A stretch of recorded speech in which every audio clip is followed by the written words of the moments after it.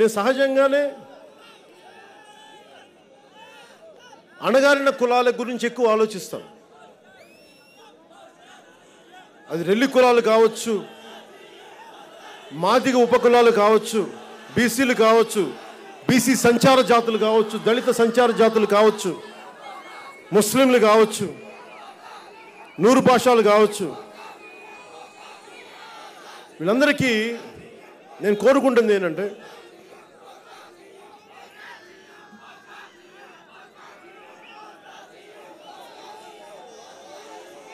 కాపుల్ని వదిలేస్తానని చెప్పి నేను పుట్టిన కాపు కులాన్ని ఇతను మిమ్మల్ని చూసుకోవడం, మిమ్మల్ని దగా చేస్తాడు అందరూ చెప్తా ఉన్నారు. ప్రతి నాయకుడు 10 మంది ఉన్న ఎక్కడో 100 మంది కేవలం ఒక నియోజకవర్గానికి పరిమితమైన బొంతు వరియాలు, ఎవరికి తెలియదు ఆ కులం ఉందని కూడా, ఎక్కడో పలాసలోనో ఇచ్చాపురంలో ఉంటారు. అలాంటి వారి బాగును కూడా ఆలోచించే నేను, నా రెల్లి సోదరుల కోసం ఆలోచించే నేను పుట్టిన కాపు కులం వెనకబాటుతనం కోసం నేను ఎందుకు ఆలోచించను? అది ఎందుకు మీరు నమ్మరు? కాకపోతే నేను ఈ రోజున ఇప్పుడున్న ముఖ్యమంత్రిని అన్నట్టుగా ఎంతసేపు తన కులానికే చేర్చుకుంటున్నాడు అలాంటి వ్యక్తిని కాదు. నేను పుట్టిన కులాన్ని గౌరవిస్తాను.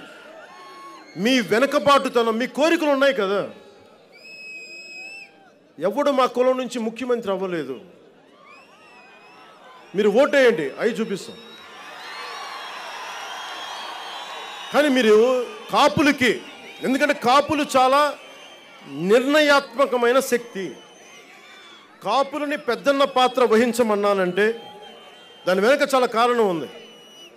ఈ రాష్ట్రం ఇప్పుడున్న ముఖ్యమంత్రి మిగతా కులాలకి భయపడ్డావు. సంఖ్యాబలం లేని కులాలు, కాపులకే సంఖ్యాబలం ఉంది.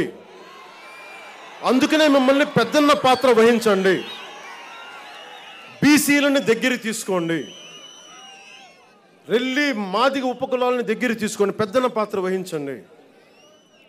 మీరు ఎదగాలంటే కమ్మవారితో గొడవ పెట్టుకోవాల్సిన అవసరం లేదు. మీరు ఎదగాలంటే రెడ్డి సామాజిక వర్గాన్ని తగ్గించాల్సిన అవసరం లేదు. కాపులు ఎదగాలంటే క్షత్రియ సామాజిక వర్గంతో గొడవ పడాల్సిన అవసరం లేదు. నేను అందుకని కోరుకుంటున్నాను, నిజంగా కనుక ఈ ఒక్క ఎన్నికలు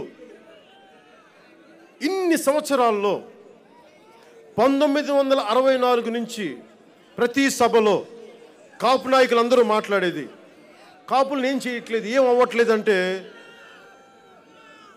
మన ఈ కాపు సామాజిక వర్గంలో యూనిటీ ఉంటే కదా.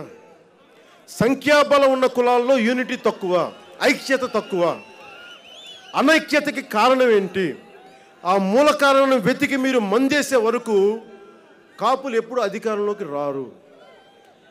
అలాగే బీసీ సోదరులు కూడా చెప్తా ఉన్నాం,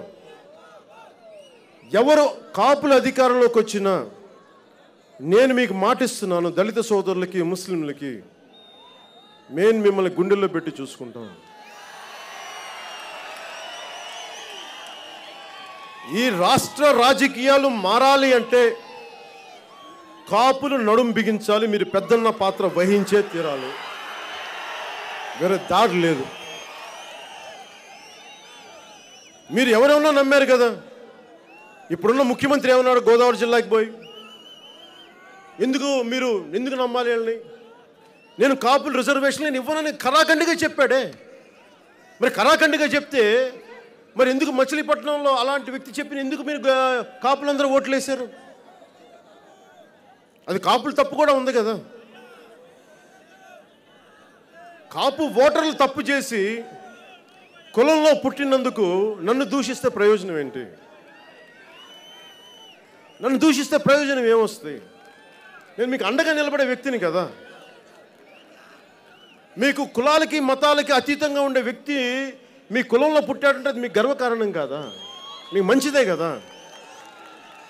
ఎంతసేపు అన్నీ ఇప్పుడు తిడుతున్నారు కదా అందరూ, ఇక్కడ ఉన్న ముఖ్యమంత్రి నీ కులాన్ని చూసుకుంటామని. నేను కూడా అలా అయిపోమంటారా? నేను అలా అవ్వలేనే. జాషువా విశ్వనరుణ్ణి చదువుకున్న తర్వాత అలా అవ్వగలనా నేను? జాషువాని గుండెల్లో పెట్టుకున్నవాడినే, విశ్వనరుణ్ణే. నేను అలా అవ్వగలనా? నా కులానికి నేను గౌరవం ఇచ్చి తీరుతాను. నేను మీకు మాటిస్తున్నాను, మనస్ఫూర్తిగా మాటిస్తున్నాను. ఎందుకంటే అత్యధిక మీరే మార్చగలరు, దశ దిశ మీరే మార్చగలరు.